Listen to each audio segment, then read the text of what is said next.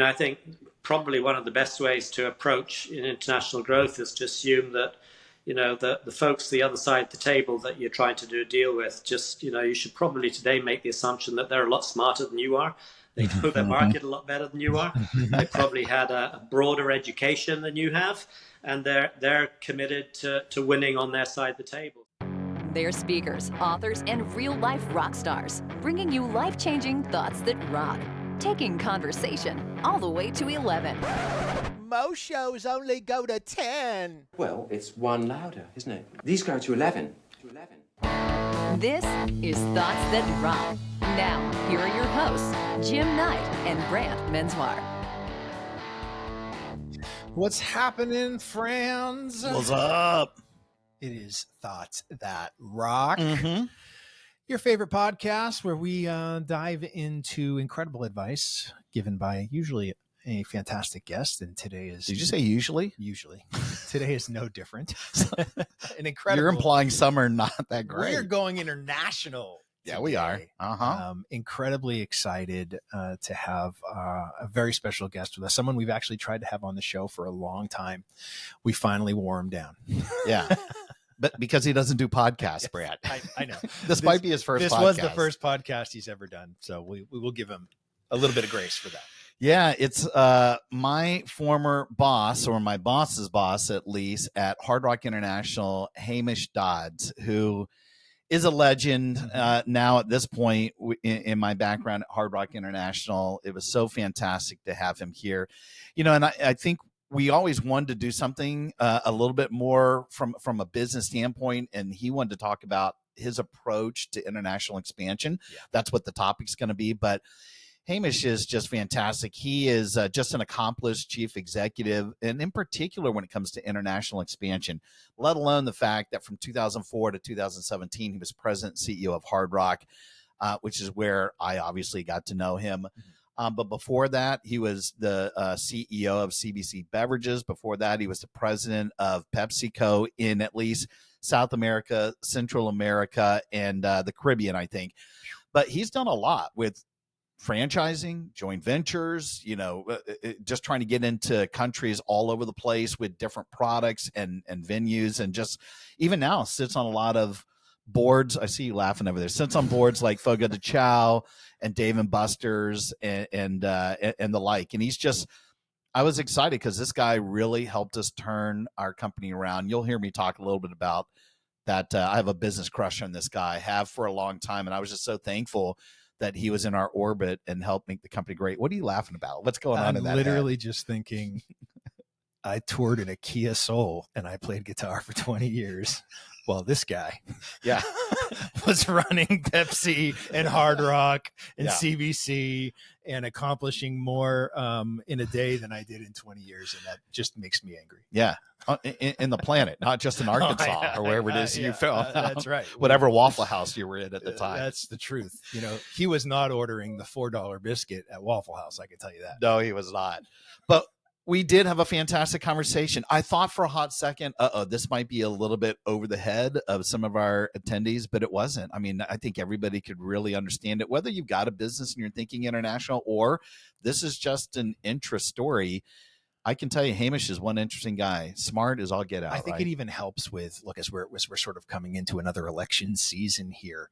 Some of the things that Hamish discussed in this episode are things that we don't think about a lot in this country, of the repercussions of whatever the messaging or the rhetoric is that's being spewed by whatever particular party is in power at the moment.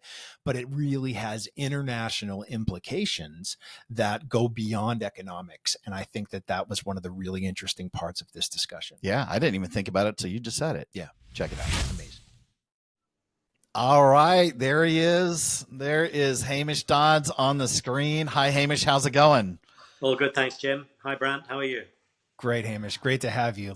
Legendary. We are so excited to have you on the podcast. Yes, I was telling him how I don't know if the right word's famous or infamous, but for sure, Hamish has been such a big, huge part of the Hard Rock brand. I spent 21 years there, but obviously, when you were just listening to the introduction of all the things he's done, I think he is. I think he is famous or infamous. I'm not sure which word. Legendary brand, and just what he's accomplished is phenomenal. And I feel bad for whoever has to come after you, Hamish. Yes, whoever's the episode that's right after us. Yes, Yes. Well, this is a great, interesting one too, because Hamish has lived that international life again, as you heard in the introduction, and so this was such a great topic to talk about how to approach international expansion. And Hamish, I know you've done a lot of this work, and as we get into these things, I'm sure it's hard for you to have truncated it down to 3 thoughts that rock. But feel free to run around in any one of those thoughts. But hopefully, we've got 3 meaty things for people to take away, especially for those people in our business community, the people that are listening right now, going, "I'm right in the thick of it. I now I'm starting to think about doing some international growth, and I think this is going to be fantastic for them." So let's just jump right in, my friend. What is your first thought that rocks on how to approach international expansion? So, well, thanks for that. I think, I've obviously had the opportunity to work, both with Pepsi and Hard Rock brands over many years in international. And I think, my sense is the first thought is around being really aware of geopolitics and the whole sort of situation around countries' relationships with each other, either bilateral or globalist in nature. But I remember, 1989, I was working with Pepsi in Europe, and the Berlin Wall came down, and the whole ethos and thinking around that time was around, the whole of Eastern Europe is expanding. Everybody's looking for market opportunities there. And this was also at the same time happening across Asia, South America. So there was a huge expansion, if you like, in terms of global opportunity. And so a lot of decisions around investments made in that time, everybody was trained and everybody was thinking about international expansion and how to enter markets. There are obviously different ways of entering markets. You can invest, you can joint venture, you can license or franchise, and people were looking at the right models for their own particular business or their own particular circumstances. But I think from my perspective, the big aha is what was right before the Berlin Wall came down was probably not right after the Berlin Wall came down. Yeah. And what we're looking at today with much more inter-country sort of political tension and challenges, and more bilateral rather than a globalist expansion agenda, is that the decisions that you take could be the right ones at the time, but sometimes they turn out a few years later to be frustrating decisions, primarily because of the political situation and the relationships and the evolution of relationships amongst countries based upon what's happening. So to me, the interesting thing is there really isn't a correct answer. There's lots of ways of making mistakes in expanding in international, and I think you have to decide your risk tolerance. But I've got lots of experience, I think, of things that seemed really great, at the time.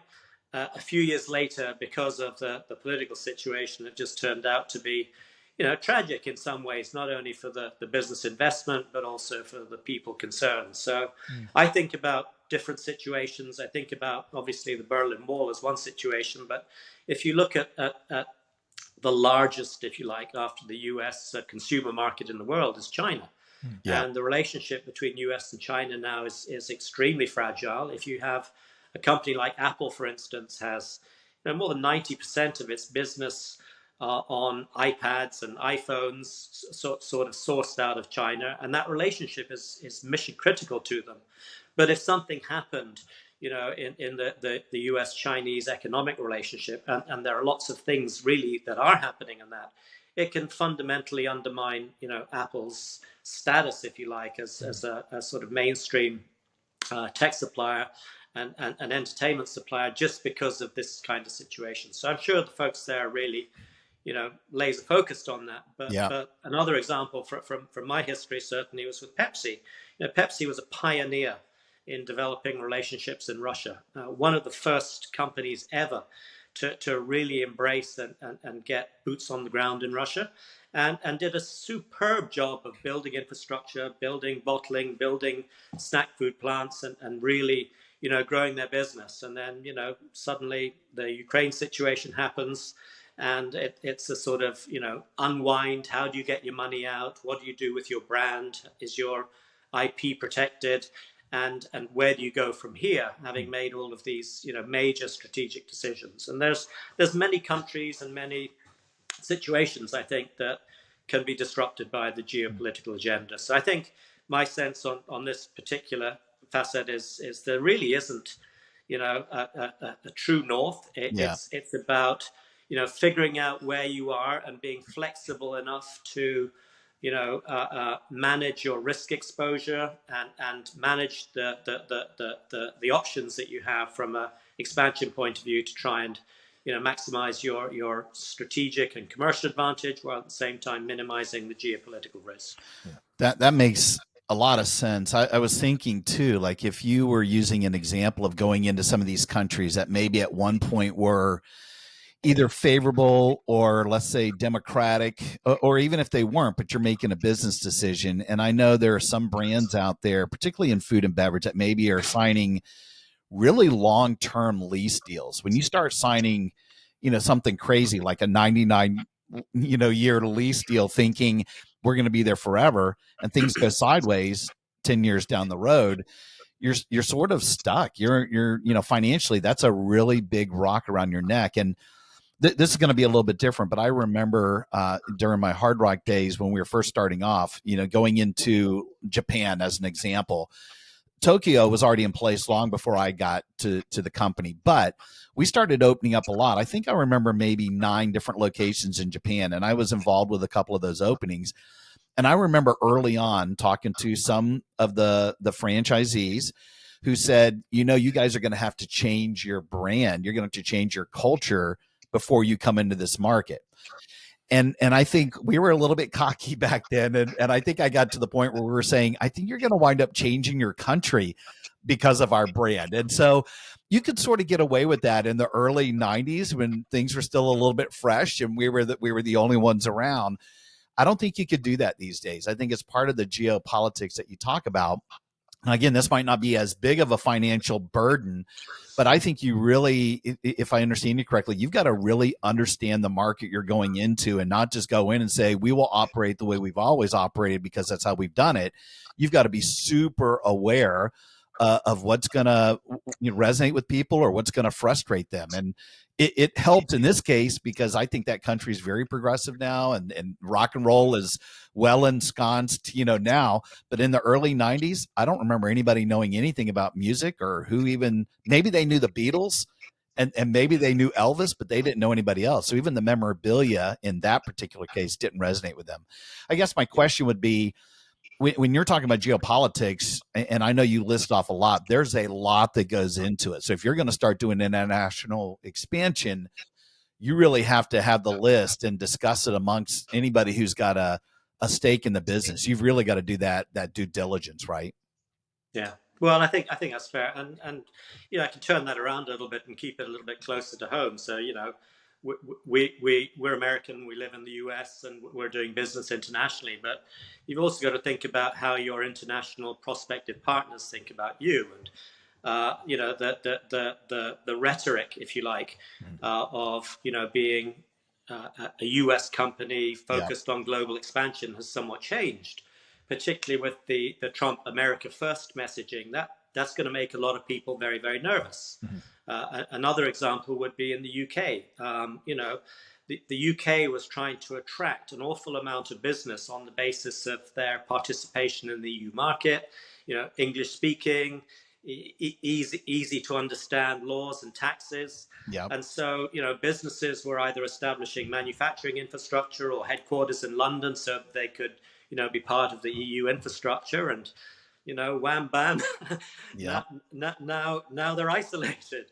Yeah. So these decisions come pretty quickly, when you think about our lifespan and business. And so it's not just a situation, I think, of, a Venezuela or a Cuba or a Russia that we think about from this perspective. We've also got to think about, how we come across to prospective folks wanting to do business with us. Hamish, my question would be, sort of thinking through, especially in the States here with the two main parties and the presidency sort of and the administration sort of bouncing back and forth between Republicans and Democrats. How much impact did that have in your experience between parties? And secondly, are those things that you're trying to manage, 4 years in advance because of some of the investments that you've made? Yeah, so I think two or three things. One is, I don't think you can ever manage an international business with a 3 to 4 year mindset. I think you've got to have a sort of 30 to 50 year mindset when you think about the things that are important in international expansion. So if you're going to do it, you've really got to do it to win for the long term, because if you jet in and out and you're not really committed, you're going to lose your shirt, and you're going to really undermine your business or your brand, I think. So it's got to be a much longer type of relationship. I think the US political situation and the different messaging, all that does is it makes us as a US partner more challenged, I think, for your overseas partner. I think it builds distrust in terms of where you as a business and you as a partnership are going to end up, because you don't know what the ultimate sort of political direction is going to be. So I really don't think it's been helpful, but it is what it is. I don't think there's anything you can do, unfortunately, and I don't think there's necessarily a right or a wrong, and I don't want to get deep into the political situation, but it's definitely something that needs to be understood and part of your thinking in developing your relationships with folks, so that you can either create deals or situations that should be relatively agnostic, if you like, to the changing political communications out of the different political parties or systems here at rest. But again, I said, at the moment it's more messaging in terms of bilateral versus sort of global types of agendas. But those things can change and be much more dramatic. It's a very dynamic situation. And I think, as I mentioned at the beginning, there's not really a right solution. You have to sort of continually think through and manage and adjust to some of these factors on a short-term, medium-term, and long-term basis. That's awesome. That's a fantastic, great thought. All right, let's talk about the second. What is your second thought that rocks when it comes to international expansion? So I think the second thing in my mind is really understanding, the economics of the business country and partner that you're looking at developing and expanding into. The first thing really is just their economic and commercial infrastructure, rules, regulations, their taxation systems. Can you repatriate funds? What are the labor laws? All of those things are likely to be completely different to the home country economics and regulatory systems that you have. So they're going to be fundamentally different in small ways, in large ways, and it's really around really trying to understand what those differences are and making sure as an organization that your business proposition can still work in that kind of environment. So the first thing I think in understanding economics is really doing a lot of homework and a lot of research. I think the other thing is around people. You can't operate internationally without either licensing to a great organization or taking your own resources in there and making sure that they can operate in that particular locale or location. And so if you're investing in human resources in another country, there's a huge cost to managing those people in an effective way, making sure they're loyal, making sure that they're rewarded, because the cost of losing people and then replacing them or flying out and recruiting new people, it's horrendous. So you've really got to build, longevity in the human resource element of the business proposition that you're looking at. And then, I think the other element around economics is just, the different cost structures. Certain international markets are advantaged versus the US because they maybe have low labor costs or better access to raw materials. And that'll be an example why obviously Apple is building AirPods in China.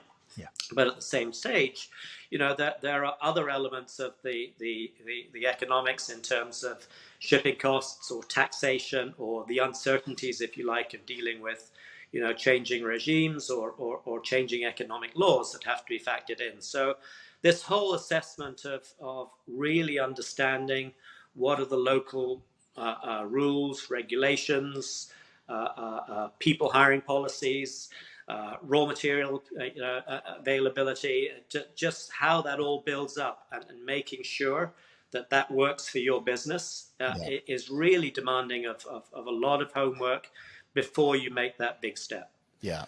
I'm curious, Hamish, especially with a brand like Hard Rock, how often did you come across maybe a place that made a location that made sense from a tourism perspective, or a hot spot that you figured the brand would do really well in that location, but it didn't line up with the things that you just mentioned? It didn't line up with, advantageous laws surrounding taxation or business or labor or any of those things. Did you find that came sort of up as an issue often as you were looking to expand? Yeah, I think it did. I think in most cases, a lot of challenges we had in Hard Rock was thinking through gaming expansion, casino expansion in international markets. And, obviously, I think that the first barrier is just, that there are not that many markets around the world where, first class gaming product is embedded, if you like, into the local country system. But then making sure that, all of the various investors pass the very high probity checks that are necessary, that they have reputable backgrounds, that the locations are right. There's a whole slew of things that on the face of it, you might think, oh, it makes great sense to be here. But then once you go through the laws and the people and all of the other, infrastructure requirements to be able to get great product to a consumer, those sort of opportunities really do manage themselves, down in terms of number. The best opportunities for responsible first-class product from a gaming perspective internationally really are in countries that have, what I would call sort of first-class sort of human rights, first-class environmental, first-class sort of political systems, and that have, to a degree, a government sort of sponsored system with clear rules and regulations and taxes and, people management and money laundering processes and everything else. So the more robust, if you like, the rules and regulations, the more likely it is that you can get good product in there. There are many countries with, successful gaming operations that will operate in more opaque markets. But I think for us, when we were certainly in Hard Rock, we were really looking to make sure that there was a good ethical threshold in terms of what we were trying to do. If you think about restaurants, it's really a little bit different because restaurants are successful around the world, and you can find a good partner or you can invest yourself. So on the restaurant side, or even on the hotel side to a degree, the barriers to entry around understanding the economics or some of the pitfalls are fundamentally fewer. And that's why you do see a lot of international brands on hotels and restaurants, in most countries around the world, because they have been able to, successfully identify locations or partners or invest in these countries in a way that sort of keeps their underlying business mission and their ethics intact. I'm curious, as just a follow-up. So, as we're looking at doing this move here to South Atlanta in Georgia and the Fayetteville area, which I'll use as an example, in the last 5-8 years, Hollywood has sort of moved many of its studios to Fayetteville, Georgia, where now Trilith Studios is, and all of Marvel's movies are now being filmed on property here in the different sound stages. That was a scenario where the business came in without the infrastructure.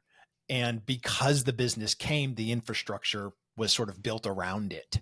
If you build it, they will come. Yeah, if you build it, they will come, right? Yes. Yeah. But that's a very different approach as opposed to going into a place that has the infrastructure that you can sort of plug and play into what's already there. Did you find yourself with the brands that you have managed going into some places saying, you know what, the infrastructure isn't there, but the positive impact we could have on the community from jobs and from tourism and from all the other sorts of things would support the expansion of infrastructure from other companies coming and joining us by coming to this location? Did you find that was in some cases more advantageous to go into a place without the infrastructure because of the positive impact you would have?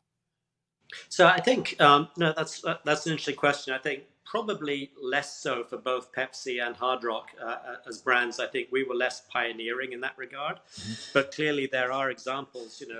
Folks that open up shopping centers, for instance, in new cities, and as a result attract brands and attract all of the infrastructure that's required to support them. I've seen that many times in emerging South American markets, Caribbean markets, for instance. I think because we were isolated on either building a Pepsi factory or a Hard Rock hotel, normally we would do those in places that had already established infrastructure, because we are trying to attract the sort of supply and demand in that sort of local marketplace. So probably less so from my personal experience, but you're right. That's clearly something that happens in certain industries. Yeah, I can sort of think it's not going to be the same, because I do think the cities probably already had the infrastructure, but I would use Las Vegas as an example. One of the original founders of Hard Rock planted the hotel off of the Strip, and people thought that was crazy, and that was very successful for a couple decades. I would even think in Dubai, when we first opened up the first cafe there, it was the only thing there. It was in the middle of the desert. It was away from where everything else was. And now everything has been built up from where everybody used to be all the way to where the Hard Rock is. So I think even internally in some markets, you can, it might not be apples to apples, because at least the surrounding market had infrastructure. There were dollars, there were tourists or whatever. But I guess you just have to have a lot of faith, in the brand and putting that stuff in place. In some of the countries, one thing I've just noticed with Hard Rock these days, and again, I'm just using that one company, there's no growth that's going to happen in Western Europe or even in the US. I mean, if anything, they're probably deleting a few of the cafes out there because their future is hotels and casinos. But the international expansion in the franchise community is still huge. They still are opening up 8 to 10 properties every year. So there's still a lot of dirt out there. But to your point, they've got to have the right economics. And Hamish, maybe you can answer this, because I think if you were completely company owned, and let's say you had VC money, you could go out there and do almost anything if you had some investors. But once you get into joint ventures, and again, you probably are more likely to have some capital to use, but franchise, that's the nervous part for me. That if you look at franchise 101 as, boy, that partner makes or breaks the whole thing. And maybe they probably are, by the way, in other businesses. They've got other things. They seem to be well off, but if they're the wrong partner, or if they go under financially, what do you have at your disposal, versus 20, 30 years ago when deals were done on the back of a napkin? Now they're a lot more stringent as to what you're doing when you sort of get into partnership. But what do you do if you find out, the economics aren't working 10, 20 years down the road, and I have a partner who's not really vested, or they're not even there anymore? How do you handle that? Yeah, I think, partnership selection in a franchise context is the most important thing you can do. And, there's different ways, I think, of assessing whether or not you've got a great partner, from just, the personal relationship through to their other businesses. Is it strategic to them? Do they have the underlying capital to be able to do this? Do they have the operating experience? So all those sort of questions come to play, but things change. Partners change, people leave businesses, new people come in, priorities change, and local economics change. And I think that sort of talks again to this sort of situation about there really isn't, a right answer or a wrong answer. You make certain decisions, and then you try to optimize all of the various outcomes by continuing to make smart decisions around either economics or people, or being, yeah, investment led or IP led, depending upon how you really want to look at it. So Yeah. it's just not predictable. It's exciting, it's interesting, and it's something that provides huge incremental growth opportunities for U.S. companies or other companies looking to expand here. But it really does need you to have multiple antennae around all of the different things that can go right, that can go wrong, and just having a long-term perspective around decision making, or a long-term perspective around trying to make those right decisions when the time comes. I'm sure I'd be screwing it up. There's too much to think about. Yeah, you There's and no everybody doubt. else. Oh my gosh.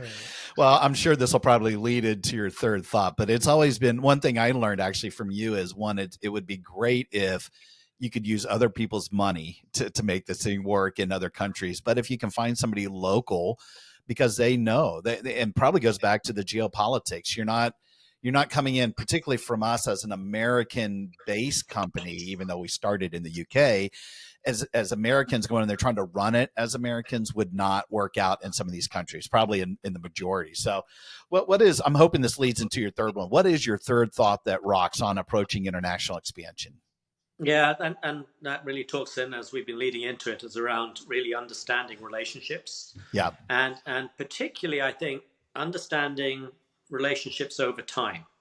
So the best way I can illustrate that probably is just think about, you're going to expand into country X, and you have your deal team and their deal team, and they're working on trying to put together either a joint venture or an investment case or a franchise case, and it's all very exciting, and a lot of time on airplanes and hotels and restaurants and spreadsheets and lawyers' offices and everything else. That's a good time. Really gets you That's excited. exciting. Yeah, exactly. Anyway, but you're generally in this sort of situation of trying to get this deal done because it's going to be great for both parties. And the first thing to think about is that the deal guys may be very excited and have a great relationship, but very often when the deal is done, the deal guys go, and then a whole new team of people come in to operate the business. Yeah. And if we haven't, or you haven't sort of primed, if you like, those relationships and made sure that those are also good working relationships, you can end up with a great deal, but two parties that either don't like each other or don't understand each other or think the deal should have been done a different way, and it can dislocate very quickly. So when I think about international expansion, you don't think about the relationship you have in the deal team. You've got to think about it over a longer period of time. And so that then sort of gets you really thinking about the culture of your company versus the culture of the company or the country that you're trying to do business in. So you've got a very good understanding about where the boundaries are and where all the value in these relationships can be, because in many cases, certainly historically, U.S. companies are very corporate, and people are ambitious, and they work their way through and get promoted. And so sometimes the time span on a particular job might be 2 or 3 years, or the experience in a country might be a couple of years before you go to another country. And that's really not conducive sometimes towards building a long-term trust or relationship. And you're often dealing, certainly in South America, a market that I spend a lot of time in, there are a lot of really great companies in South America, but they've come up as family companies. So they've invested as family companies in infrastructure or bottling or cement manufacturing. It doesn't really matter. But they've built a family business, and so the family members spend a lot of time in that business, and then their children, next generations, come into the businesses as well.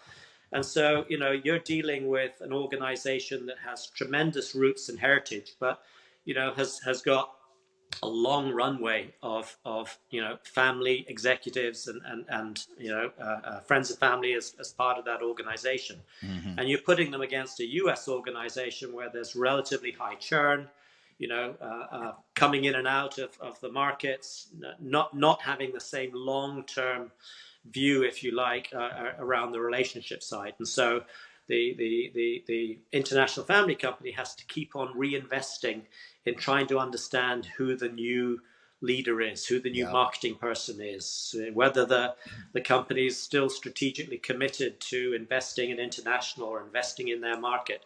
And it puts a lot more pressure, I think, on the ability for those situations to materialize successfully. So again, I don't think it's a right or a wrong situation here. It's more a question of really understanding that and trying to build that into your thinking. Always having certain parts of your organization that are relationship driven and sensitive to longevity, history. In many of these markets can really add value. Well, it definitely is a relationship business, right? And I know it's easy to say that, and I think again, I'm not sure if everything you've touched has turned to gold. It looks like it from the outside. I think of your time personally, when you were running point on CBC Beverages and your time with PepsiCo and Hard Rock, and all of this had that international relationships. And I bet you each one of them, from a relationship standpoint, was a stepping stone. People that you worked with at PepsiCo, and of course, the deals that you did around the world, they had to be in favor of the company, but you wanted to be favorable for them as a partner as well. I bet you there are people that you worked with that wound up doing work with Hard Rock, and whatever you're going to wind up doing, if you're even going to want to do anything in the future, it's because of your relationships with Hard Rock as well. Even now, when I see you and your family traveling the world, it's not just because you've attained a level. I think you've got key relationships where you've done it very favorable. People are very happy. They've all been successful. And it just goes back to, I know it just sounds so silly, but this is a relationship business. And I'm not speaking for just hospitality. I think it's every industry is like that, whether they know that or not. What were we going to say, Brant? No, I think, one of the things that I end up talking to my clients a lot about, Hamish, is the difference between cooperation and collaboration, right? And I think, especially as an American driven company, sort of that bootstrap, we're gonna come in, we're gonna crush it mentality. We sort of have a tendency, especially going into markets that are not US based, to sort of say, look, we just need you to cooperate. We just need you to cooperate. We don't want you to collaborate, but we need you to cooperate so that we can accomplish what we want to. But I would assume on the relationship side of things, it is incredibly important to not allow that to sort of come through as you just want people to cooperate so that you can accomplish what you want to. You have to approach this in a collaborative point of view, with a shared vision, with a shared goal, with some shared outcomes that will be beneficial to both parties, and not just coming in like a bull in a china shop and saying, okay, we need you to cooperate and just allow us to do this. Is that what your experience has been, maybe even from dealing with the difference between American-based companies and maybe some international ones? Yeah, I think that's absolutely fair. I think I've personally seen a lot of mistakes and made a lot of mistakes along the way, and so you sort of learn as you go. But I think probably one of the best ways to approach in international growth is to assume that the folks the other side of the table that you're trying to do a deal with, just you should probably today make the assumption that they're a lot smarter than you are. They know their market a lot better than you are. They probably had a broader education than you have, and they're committed to winning on their side of the table. So the more you sort of understand, and the more that you work in a collaborative way, trying to maximize the value that they can bring, the more likely you are to succeed. I think this traditional approach of this is the way we make our French fries or our hamburgers or our Pepsi, and it's this way or no way at all. I think those days just don't have the same potential as really exploiting folks who understand more about their local market and have a long-term vested interest in making sure what they're investing in the relationship and the business is successful as well. That's awesome. Amazing. I'm going to tell you a little story about Hamish the first time that I met him. Hamish, you won't remember this at all, but Mike Neidinger, who was the VP of company-owned cafes, he and I, Brant has met Mike before. We were working on the global conference that we did every year, and we had probably done it together for about 6 years. And Brant, I've shared with you, this is all the cafes, hotels, casinos, everybody came to this conference. So the very first time my boss had walked Hamish into this war room, this conference room, where we had posters and Post-it notes and everything on the wall, and we were probably a week and a half, 2 weeks away from doing the conference. So we meet Hamish. He's got this great accent, and so he's going to be the new guy, but he's running point, and we were kind of lost. The business was being run by committee, and so we asked Hamish. I don't know if you remember this, but I said, "Do you want to facilitate? Do you want to do a presentation?" You were like, "Nope, I'm just there to learn. I want to sort of take stock of everything." We were like, "All right, we're going to continue down this path." And we walked Hamish through what we were going to do. And he was like, yep, that's fine. We get to the conference 2 weeks later, and Mike and I are hanging out in the back of the conference. So the person that was delivering the message, and this was like early in the year, like January, February, he goes, "Well, it's going to be tough. Our budget is tough. We're probably not going to hit our number. This is what we're going to do. It's not looking good." This is at the beginning of the year. I see Hamish get up. He's walking along the side, and I whisper to Mike, I go, "Hamish isn't liking this." He's walking around, and then Hamish walks right toward us. I go, "He's headed this way. He's coming right over." And you leaned in between, Hamish. You leaned in between Mike and I, and you said, "I actually do want to do a presentation. I'm going to do one tomorrow morning, and we're going to be working tonight." And I was like, "Oh, okay." And he delivered such a great presentation about we're not only going to win, we're going to crush this year's budget. And that, for me, all the way until I left the brand in 2012, we hit our number. Not only that, but above that. And I got some of the biggest bonus checks ever because of you. You saved the brand. And I give you so much credit in a lot of ways because our company at that time was involved in a lot of stuff we probably shouldn't have been in. And you just made it stupid simple for us. You were like, "We're just going to do these 3-4 things. We're going to do it well." And you cleared the deck. And honestly, we say famous or infamous. You've really set the stage for getting that company back on track. And again, I look at your track record and everything you've done. And for me, I just go, who wouldn't want this guy to be a part of whether their board or their company? So again, I just publicly, while we're doing a podcast and I got you here, I just want to thank you for just really helping us out for the 13 years you were there and for my last couple of years before I did what I'm doing now. So thank you so much. Yeah, that was one of the most fun jobs I ever had as well. So yeah, exhausting in many ways, but also extremely liberating and fun. So always remember it. Amazing. Totally worth it. Hamish, where, if these are great, we're going to have all this in our show notes. If people wanted to interact with you or connect with you, where should we send them? What's the best way to get a hold of you if you even want them to? Stay away. Yeah, don't give us anything. Yeah, just message me on LinkedIn. Reference this, and that'd be great. Fantastic. Well, we'll have that there. This was so fun for us. I'm so thankful that you spent a little bit of time with us. I've been propping you up with Brant, and as good as your word, man, I'm just really thankful for just your knowledge and your passion for everything you do. And hopefully there's some real learnings for people to take away from our audience. So thanks so much, man. We really appreciate it. Thank you, brother. All righty. We'll talk to you soon. Rock on. Cheers, then. Bye. Hey, rock stars. Thanks so much for tuning in. Yeah, and listen, we know how busy you are, and grabbing those little nuggets of wisdom that can amp up your life are super hard to come by. So we hope this episode helped you enough for you to maybe subscribe and consider leaving us a rating and a review so that we can continue to grow the show. Thus That Rock is a proud member of the Evergreen Podcast Network and also supports Cannonball Kids Cancer and their fight for finding and funding treatment options for kids who have run out of options. They're amazing. Their work is incredible. To learn more, please go to cannonballkidscancer.org. Finally, if you're interested in having Brant or Jim or both of us speak at your event, whether as a virtual webinar or an in-person conference keynote or mastermind, contact us directly at thoughtsetrock.com. Until next time, rock on!